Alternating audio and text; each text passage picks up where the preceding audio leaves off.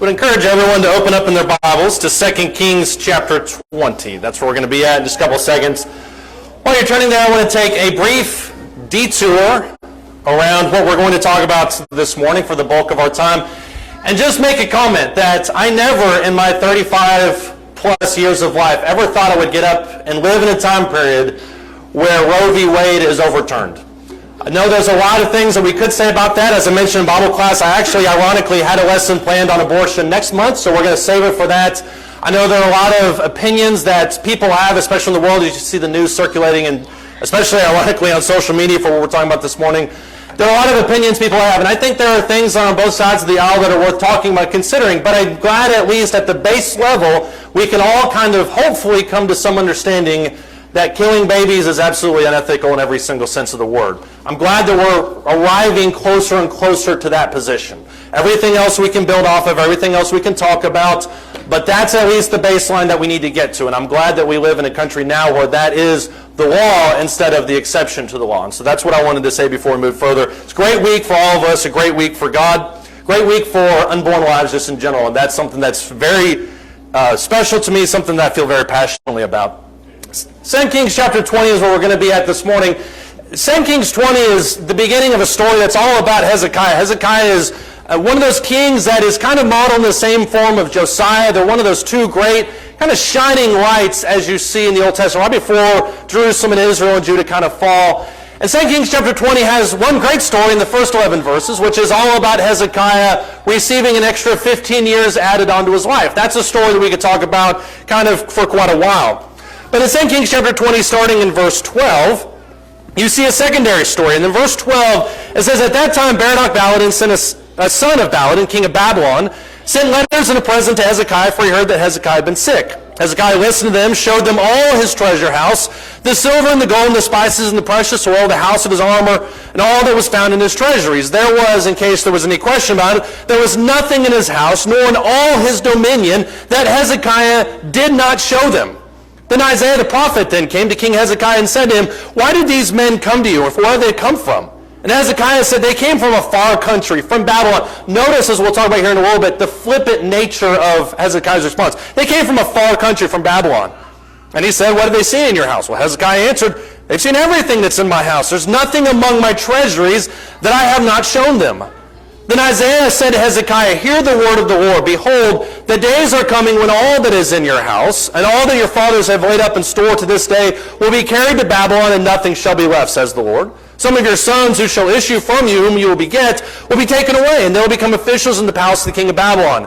Then Hezekiah, verse 19, said to Isaiah, "The word of the Lord which you have spoken is good." For he thought, "Is it not so, if there will at least be peace and truth in my days?"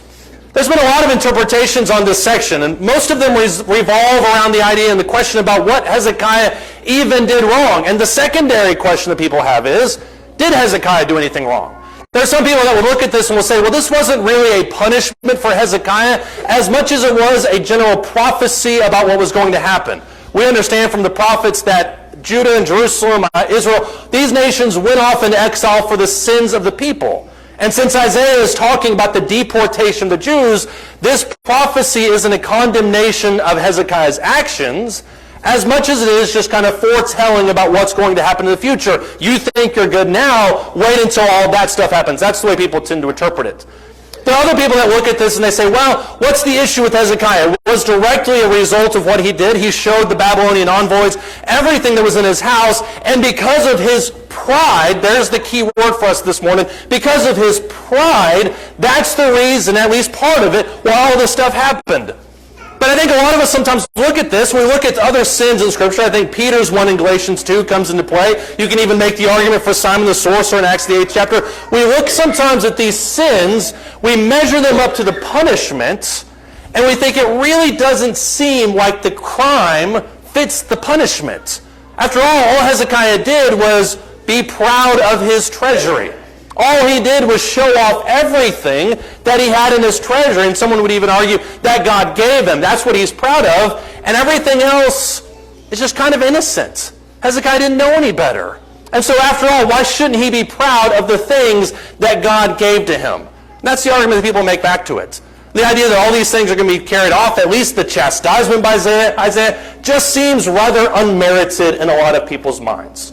And so the question comes back to the question comes back to us, what was it that Hezekiah did that was so wrong? And as I said earlier, I think it all boils back to the idea of pride.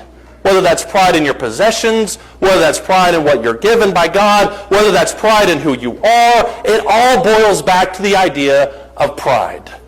And in today's world, ladies and gentlemen, we don't need a storehouse to do that. You know why? Because we have social media. We don't need to have a storehouse that is open to everything where we can just show Babylonian envoys everything that's in our house. You want to see my riches, you want to see my money, you want to see my lifestyle, you want to see my vacation, you want to see my kids, which if you start telling me I can't post my kids on social media, we're going to have words. But somebody says you want to see all these different things, you don't have to go to my storehouse. I got social media for that. Now I want to put one big caveat here, and you hear nothing else in this first couple minutes of this lesson. Listen to this.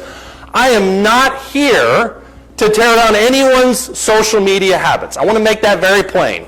It's not as if I looked at something that Joe, and it's just because he's closest to me, it's not as if you can believe me or you cannot believe me. It's not as if I saw something that Joe posted on Facebook last week and I'm like, you know what? We need a lesson on social media. That's what we need from this pulpit. That's not the point of what I'm getting at this morning. But I think sometimes the danger around social media comes to the same core question that Hezekiah struggled with. I can be proud of something, but when does it become showy? I can become very happy about what I have in my lifestyle, and I want other people to share in that, but when does it get to the point of being arrogant? And here's the real issue, and this is what makes all of this so incredibly complicated, and it's why, number one, I'm not here to discuss this personal issue, is because you're the only person that knows that line. Every single person in this room this morning knows the line where it gets to you between being proud of what you have in a healthy way and it being arrogant of what you have. It becomes a point less about talking about how much you've been blessed and about sharing your happiness with others and boastfulness in the sense of all the things that I have and you don't. And only you know that line. That's why it's up to you to decide when that treasury gets shown and how often it gets shown and what you even show them. In 1 Timothy chapter 2, we usually talk about the issue of modesty in regards to women's clothing. And I think that's faulty because it's not only about women and it's not only about clothing, but that's usually how we boil it down to. In 1 Timothy chapter 2, though, he does talk about women's clothing, but the core central issue here has to do with modesty, and that's what I want to focus on. 1 Timothy chapter 2, starting in these two verses, in verse 9, he says, "Likewise, I want women to adorn themselves with proper clothing." Well, why is that? Modestly and discreetly, not with braided hair, gold, pearls, or costly garments, but rather by means of good works, as is proper for women making a claim to godliness. This is one of those passages in Scripture that we call the but not passages, where he says, not this, but this.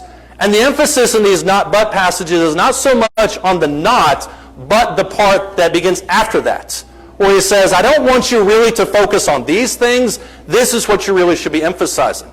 People in that day had the same issue that we have in today's world, where we have possessions, or we have things, or we have lifestyles, or whatever it is, and that's the thing that Paul says that we feel sometimes gives us worth, that gives our life meaning, that really defines who we are. And so what Paul says here in 1 Timothy chapter 2, verses 9 and 10 is, that's not how your life should be defined.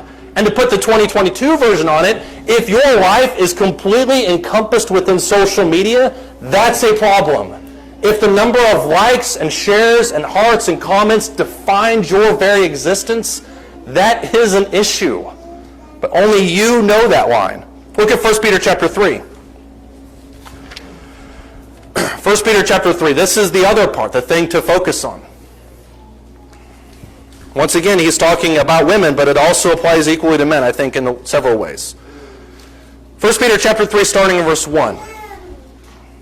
He says, "In the same way, you wives, be submissive to your own husbands, so that even if any of them are disobedient to the word, they may be won without a word by the behavior of their wives." That's a great classic thesis statement, standalone verse.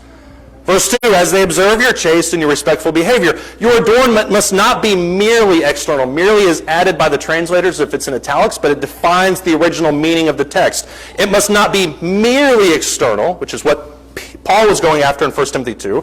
Must not be merely external, braiding the hair, wearing gold jewelry, putting on dresses, but let it be the hidden person of the heart, with the imperishable quality of a gentle and quiet spirit, which is precious in the sight of God. For in this way in former times the holy women also, who hoped in God, used to adorn themselves, being submissive to their own husbands, just as Sarah obeyed Abraham, calling him Lord, and you have become her children if you do what is right without being frightened by any fear. The thing that creates real, tangible change in relationships is not stuff. It's not pictures of stuff. It's not likes on pictures of stuff. The thing that creates real, tangible change is righteousness, is unselfishness. It's hospitality, it's love, it's character, it's personality. Those are the things that create real, lasting change within people. And that's why Peter focuses on that in 1 Peter chapter 3. That's why Paul talks about 1 Timothy chapter 2. And that's also why Jesus discusses social media in Luke the 14th chapter. Let's go over there real quick. Modesty is a difficult issue. And you may have thought to yourself, I never thought I'd ever hear a lesson where modesty is intertwined with Hezekiah, which is intertwined with Facebook. But here we are this morning. Modesty is defined as being the moderate estimation of one's own abilities. In other words, it's thinking less about yourself than maybe you should. Or maybe think less about yourself and more about other people. Modesty, in other words, lets others speak for you. Immodesty tries to inform other people of how great you are. And they see that all over social media. We see that in television. We see that in the news. We see that especially in politics, where there's all this posturing going on and trying to build ourselves up.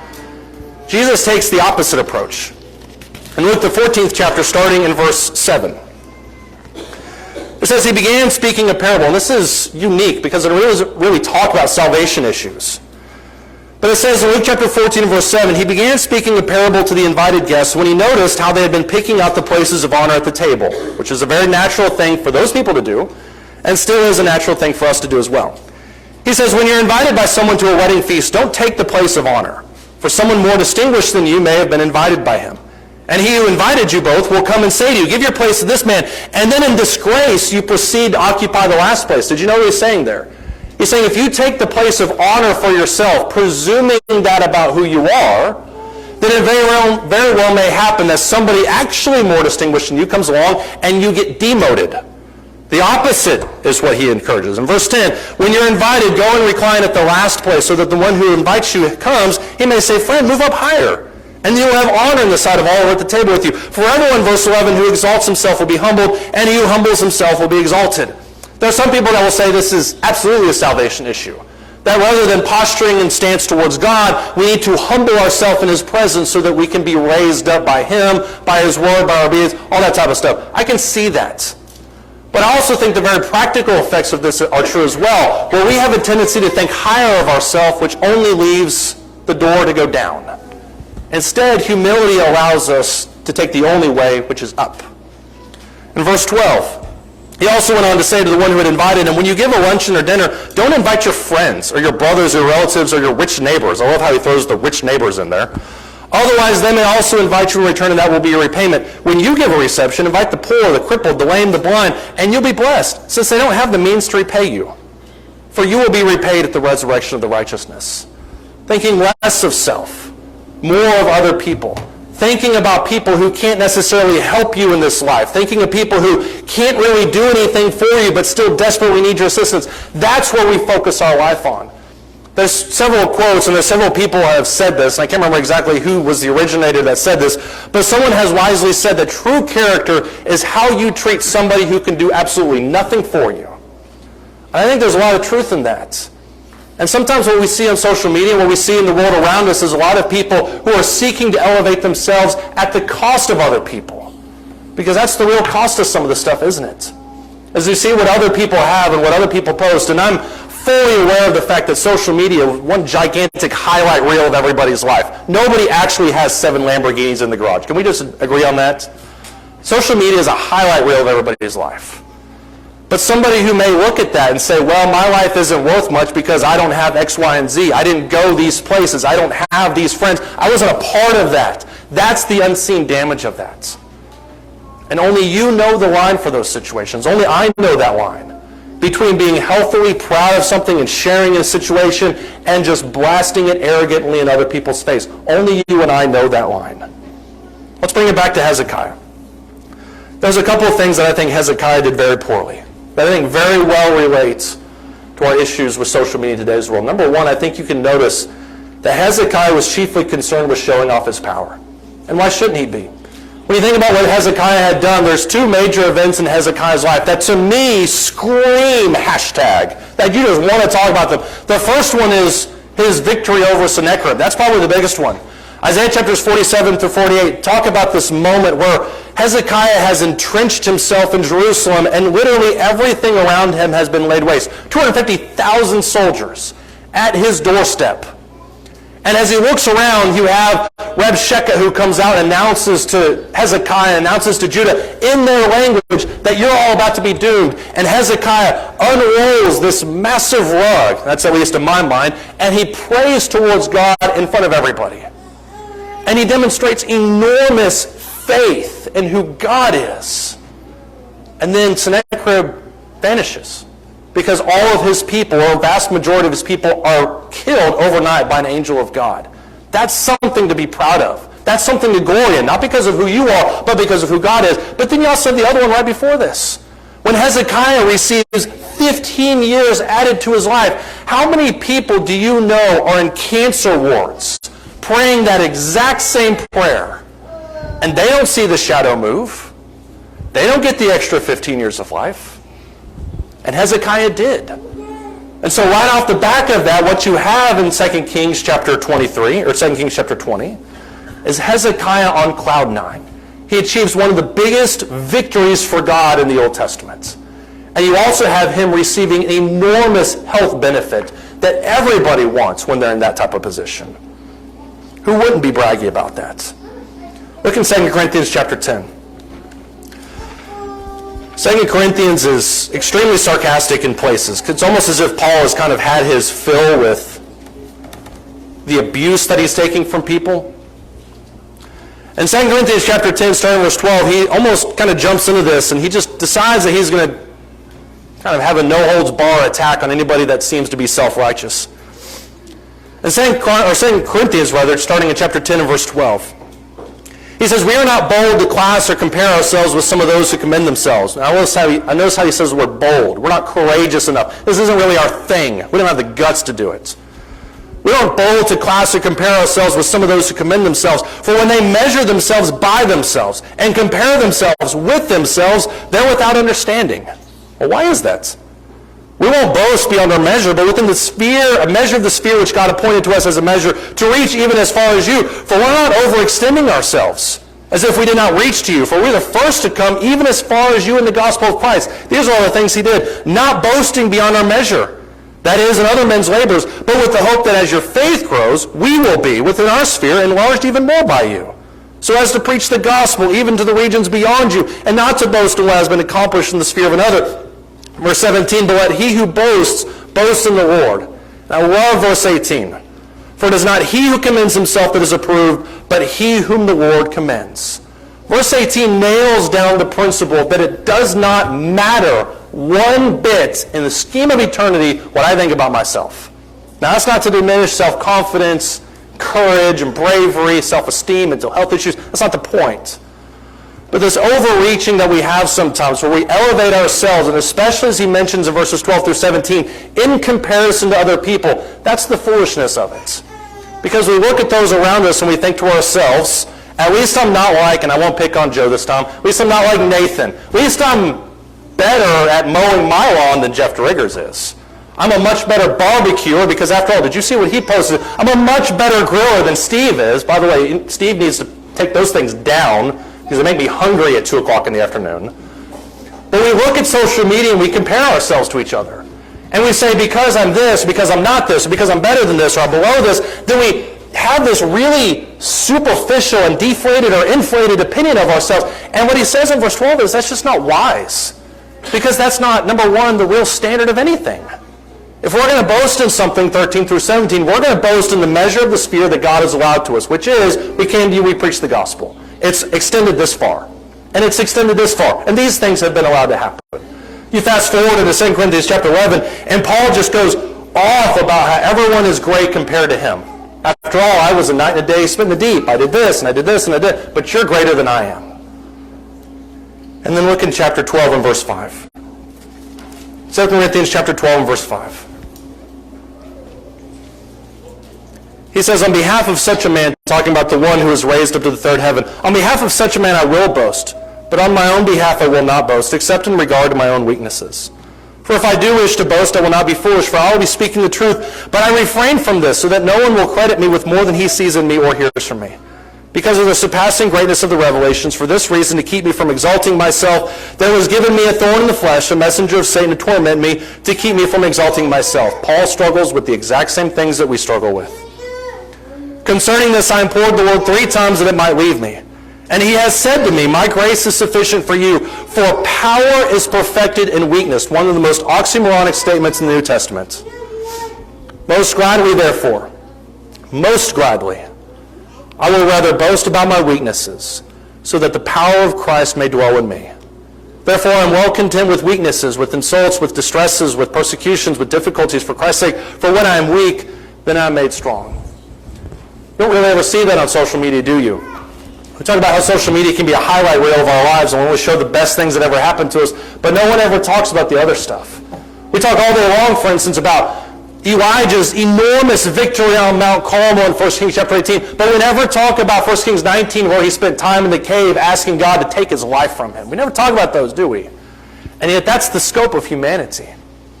And what Paul irons out here in 2 Corinthians chapter 12 is that none of the stuff in chapter 10, none of the stuff in chapter 11 really matters that much as long as it doesn't magnify Christ. That's the only thing that matters in this world. If I can deflate my own self, if I can brag about my weaknesses, and yet still have accomplished whatever it is that I'm accomplishing, that by nature raises God's stock. Because after all, God is the one who does all these things for us anyways. James chapter 1, where he says, every good and perfect gift comes from above, from the Father of lights. The more we show that to the world, the more God is magnified. That's not to say we can't brag about stuff every once in a while. But how much are we showing God's power instead of our own? Hezekiah showing them all the treasuries and all the storehouses and all the riches didn't really show off God at all. It just showed off him. And then you can also see from Hezekiah's life that it showed off his naivete. And I know there's a couple things above those words. It showed off his naivete. It showed off how naive he was in regards to this life. 2 Chronicles 32 gives a parallel account of this story. And what we didn't talk about beforehand was who it was that Hezekiah was showing all these things to. Because it wasn't just some foreign emissary. He was showing them off to the emissaries of Babylon, who at that point was nothing. Babylon was a city-state, one of the oldest city-states in the entire world, had been largely dormant for most of human existence by that point. Hezekiah had absolutely no reason to fear them.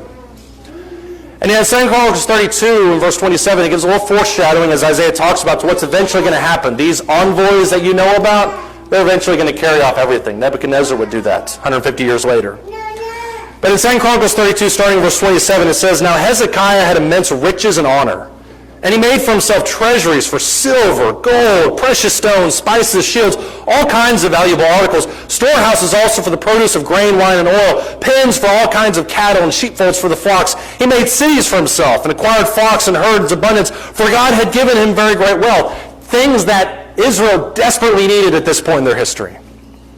Verse 30, it was Hezekiah who stopped the upper outlet of the waters of Gihon and directed them to the west side of the city in David. And Hezekiah prospered in all he did. Even, verse 31, in the matter of the envoys of the rulers of Babylon, who sent to him to inquire, listen to this, of the wonder that had happened in the land, God left him alone only to test him, that he might know all that was in his heart. That represents a different picture of the story. Whereas you have Hezekiah who is all these amazing things happen to him. Verse 31 of this passage indicates that at least part of it was given to see where Hezekiah's loyalty truly was. Not that there was any question that he was devoted to God. You saw that with Sennacherib. But when times are good, what's really in your heart?